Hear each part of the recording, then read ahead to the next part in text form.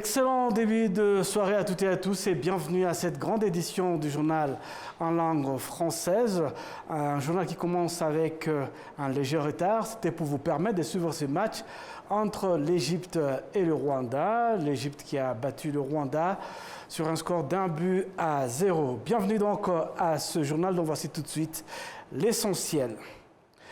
L'ambassadeur du Rwanda auprès des Nations Unies, Ernest Rwamucho, a indiqué au Conseil de sécurité de l'ONU que la paix en République démocratique du Congo ne devrait pas être recherchée par des sanctions contre le Rwanda, ajoutant que bien que le chef d'État africain ait fourni une feuille de route pour une paix durable dans l'est de la République démocratique du Congo, les dirigeants de ce pays ne sont pas disposés à les suivre. Les précisions avec Kassim Issouf. S'exprimant devant le comité du Conseil de sécurité de l'ONU, l'ambassadeur Ernest Rwamucho a abordé certaines résolutions prises lors de la réunion conjointe de la communauté de l'Afrique de l'Est, EAC, et de la communauté de développement de l'Afrique australe SADC, soulignant que celle-ci devrait être utilisée comme base pour rechercher la paix et la sécurité dans l'Est de la République démocratique du Congo, bien que le gouvernement congolais préfère demander des sanctions contre le Rwanda plutôt que de s'appuyer sur des solutions africaines. Au lieu d'engager le dialogue, la République démocratique du Congo a délibérément ignoré tous les mécanismes mis en place par les organisations régionales dans lesquelles elle se trouve pourtant, y compris son refus de cesser les hostilités et son refus d'engager des dialogues avec son propre peuple, et l'a plutôt pris pour cible en raison de son appartenance ethnique. Depuis la prise de Goma, les dirigeants régionaux ont travaillé dur pour établir la paix. Mais au lieu d'aider le Congo à atteindre cette paix, certains pays ont continué à accroître leur présence militaire dans le conflit, y compris le Burundi. Cette prolifération incontrôlée d'armes a conduit des groupes autrefois affiliés au gouvernement congolais à commencer à combattre leurs anciens alliés. Nous avons souvent dit que lorsque le gouvernement augmente les groupes armés comme les Wazalendo et leur distribue des armes, le résultat, c'est le chaos. Nous l'avons vu avec les décès causés par les Wazalendo et d'autres jeunes à qui on avait donné des armes pour riposter. Et voilà le résultat que nous récoltons. L'ambassadeur Rwamucho a également souligné que la solution à ce problème ne devrait pas être recherchée par des sanctions imposées à un pays ou un autre. Si les sanctions étaient une réponse ou une mesure pour résoudre cette crise régionale, le Rwanda serait parmi les premiers à les soutenir. Mais l'histoire a montré que cela a eu un effet contraire. Cela attise les divisions et freine les efforts régionaux pour trouver la paix. Toujours à ce propos, partout où le gouvernement de la République démocratique du Congo a l'occasion de s'exprimer, il nie toute collaboration avec le groupe terroriste FDLR, les Wazalendo et les mercenaires européens, malgré l'existence de diverses preuves. Le représentant russe aux Nations Unies, Vassili Nebenzia, souligne que cela reflète une faiblesse de la part des pays occidentaux et de l'ONU qui continuent d'ignorer la réalité de la situation. Il est parlé d'un thème que chacun connaît mais qui est délibérément ignoré, le thème des activités RDC de l'entreprise militaire privée européenne. Nous avons tous vu qu'elles se sont rendues auprès des soldats de la paix de la MONUSCO. Les images de transport de mercenaires européens à Kigali ont fait le tour du monde. Nous estimons que ces événements ne correspondent pas vraiment avec la manière dont la Russie voit le mandat de la mission conférée par le Conseil. Nous sommes convaincus également que le silence de nos collègues européens et américains face à des tel fait va de pair avec leur zèle à condamner la coopération bilatérale des pays africains dans le domaine de la sécurité avec d'autres États. C'est particulièrement étonnant alors que depuis longtemps, il y a une campagne de désinformation contre la Russie concernant le renforcement de la coopération avec les États africains dans le domaine de la sécurité. C'est du deux poids, deux mesures néocoloniales dans toute sa splendeur.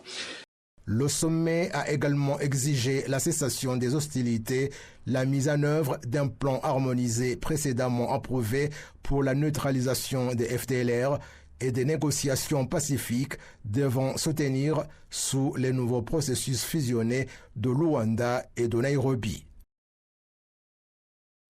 Restons sur ces dossiers pour signaler que des experts en politique, notamment ceux qui connaissent bien le tenant et aboutissant du problème de l'insécurité dans l'Est de la République démocratique du Congo, affirment qu'il trouve son origine dans l'histoire coloniale.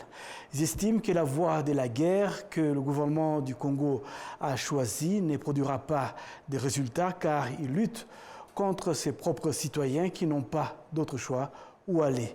Explication avec Kassim Youssouf.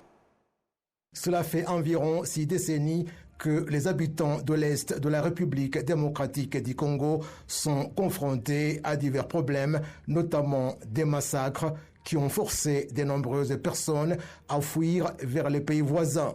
L'ancien président de la Tanzanie, Feu Julius Kambarage Nyerere, avait évoqué la question des habitants d'expression Kinyarwanda à l'Est de la République démocratique du Congo.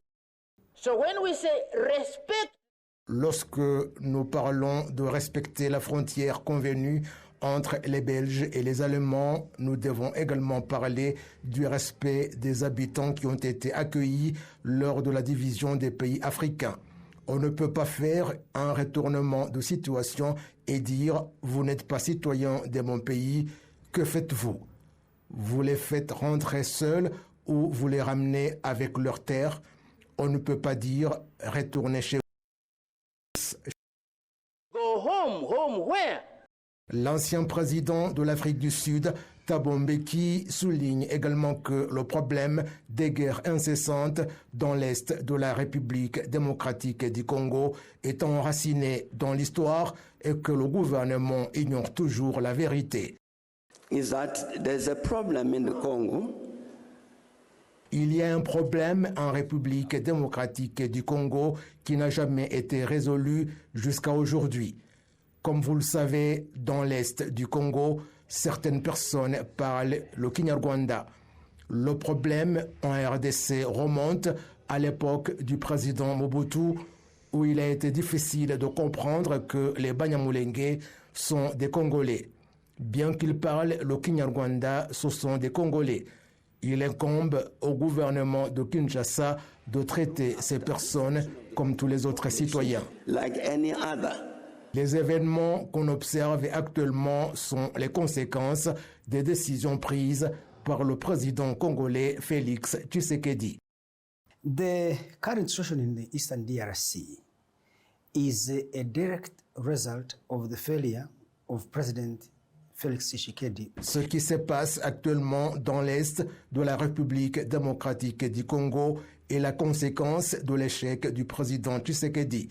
En ne mettant pas en application les différents accords de paix qu'il a signés, que ce soit avec le M23, avec la communauté de l'Afrique de l'Est ou avec les accords de Luanda sous la médiation du président de l'Angola.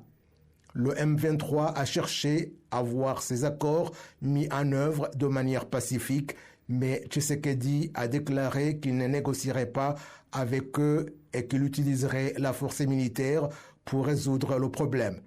C'est ce qui a conduit à la situation actuelle. Si Tshisekedi avait accepté de collaborer avec les dirigeants de l'EAC et d'accepter les accords soutenus par le président Lourenço de l'Angola pour résoudre la question pacifiquement, il n'y aurait pas eu de guerre dans l'Est du Congo. Process through which this matter could be resolved, there would be no war in Eastern DRC.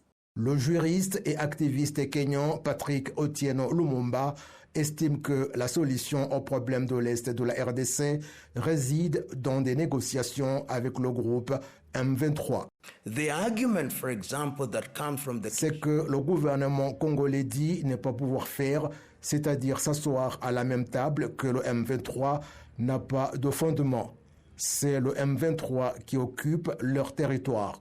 Tout d'abord, ils sont ordonnés et leur commandement est bien structuré et fonctionnel. Des experts en politique s'accordent à dire que la seule voie menant à une solution durable au problème d'insécurité dans l'Est de la République démocratique du Congo est celui des négociations entre le gouvernement congolais et le M23. Et puis, au niveau du Parlement, les membres de la Chambre des députés ont fait observer jeudi, en session plénière, que les autorités compétentes devraient suivre de près les projets qui stagnent et pour lesquels des financements supplémentaires sont à nouveau demandés afin de les achever, bien qu'ils aient été préalablement étudiés. Ils soupçonnent en effet que cela pourrait être lié à la corruption. Suivez. La Commission des finances et du budget de l'État a présenté à la Chambre des députés le rapport sur les déplacements qu'elle a effectués dans toutes les provinces et la ville de Kigali du 13 au 23 janvier 2025. Cette démarche visait à évaluer l'utilisation du budget au cours des 6 premiers mois de l'année 2024-2025 et à visiter certains projets de développement. Le rapport indique que le budget a été utilisé à hauteur de 68%. La présidente de la commission, Ouamaria Odette, a fait savoir que cela donne espoir que le budget de cette année sera entièrement utilisé d'ici fin juin 2025, bien que certains projets soient encore en retard dans leur mise en œuvre.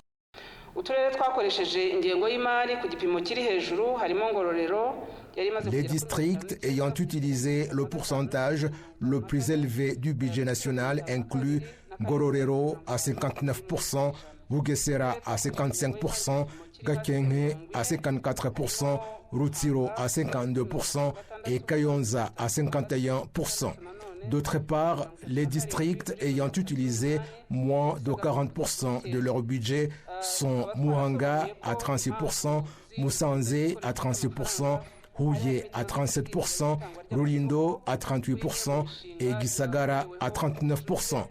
Le retard dans l'utilisation du budget a été attribué à des facteurs tels que les appels d'offres retardés pour certains projets et la non-réception de certains fonds, en particulier pour les projets réalisés en collaboration avec des partenaires soutenant le gouvernement. Certains députés ont exprimé leurs préoccupations concernant les projets qui sont initialement étudiés puis connaissent des retards, ce qui entraîne de nouvelles demandes de financement supplémentaires et conséquents. Lorsque des projets sont lancés sans une planification adéquate ou avec des demandes irréalistes, cela va à l'encontre des lois régissant l'utilisation du budget national qui est principalement financé par les impôts et autres contributions des habitants. Dans le processus de planification habituel, les grands projets sont généralement évalués par le comité des investissements publics. Cependant, les projets qui émergent et progressent sans une planification appropriée créent d'importantes opportunités de corruption et de manipulation entre ceux qui les examinent et ceux responsables de leur exécution. C'est un problème majeur qui doit être résolu car il entre en conflit avec les principes de bonne gouvernance. Après avoir examiné le fondement du projet de cette loi, en fin de l'après-midi de jeudi, la session plénière a adopté la loi modifiant la loi sur le budget national pour l'exercice 2024-2025. Ainsi, le budget de l'exercice 2024-2025 a été révisé, passant de 5 690,1 milliards de francs rwandais à 5 816,4 milliards de francs rwandais, soit une augmentation de 126,3 milliards de francs rwandais. Suite de ce journal avec la page économique, certains investisseurs dans divers secteurs du district de Musanze indiquent avoir besoin du soutien des grands investisseurs pour améliorer l'efficacité de leurs opérations et augmenter leur rendement. Ils ont fait cette indication lors des discussions avec des investisseurs indiens pour mettre en lumière les opportunités présentes dans ce district. Le point avec Kassim Issouf. Le district de Musanze est considéré comme le centre touristique par excellence, avec des terres fertiles et d'autres facteurs attirant les investisseurs. Cependant, certains investisseurs qui ont déjà commencé à tirer profit de ces opportunités soulignent qu'il y a encore des secteurs nécessitant des investissements plus importants. J'ai compris que nous avons besoin de facilités très importantes dans ce district, notamment ce que j'appelle Musanze Convention Center, qui pourrait accueillir beaucoup de personnes.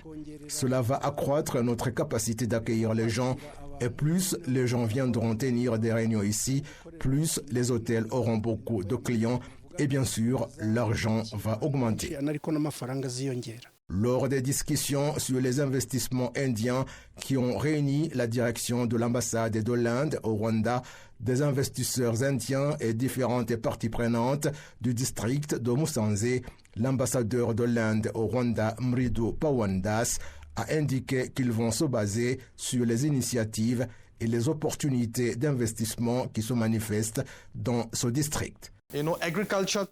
Vous savez, l'agriculture pourrait se développer davantage si cet investissement vient s'y ajouter.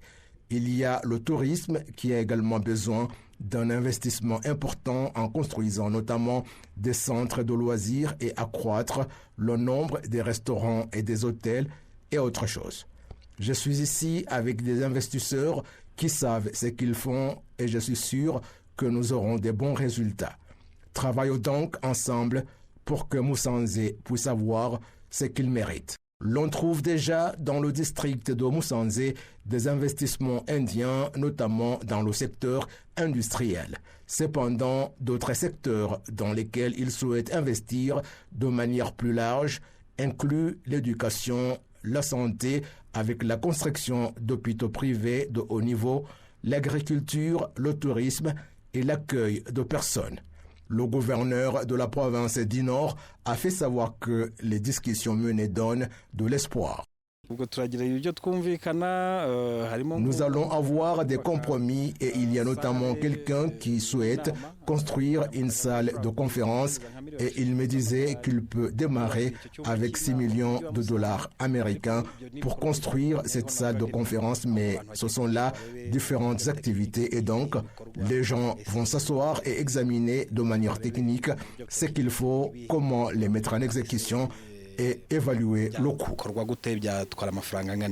Le rapport de l'Agence rwandaise pour le développement RDB de 2023 révèle que les investissements indiens ont dominé les investissements étrangers au Rwanda, représentant une valeur de 175,2 millions de dollars. L'ambassade de l'Inde au Rwanda a cependant précisé que ce montant a atteint maintenant 400 millions de dollars.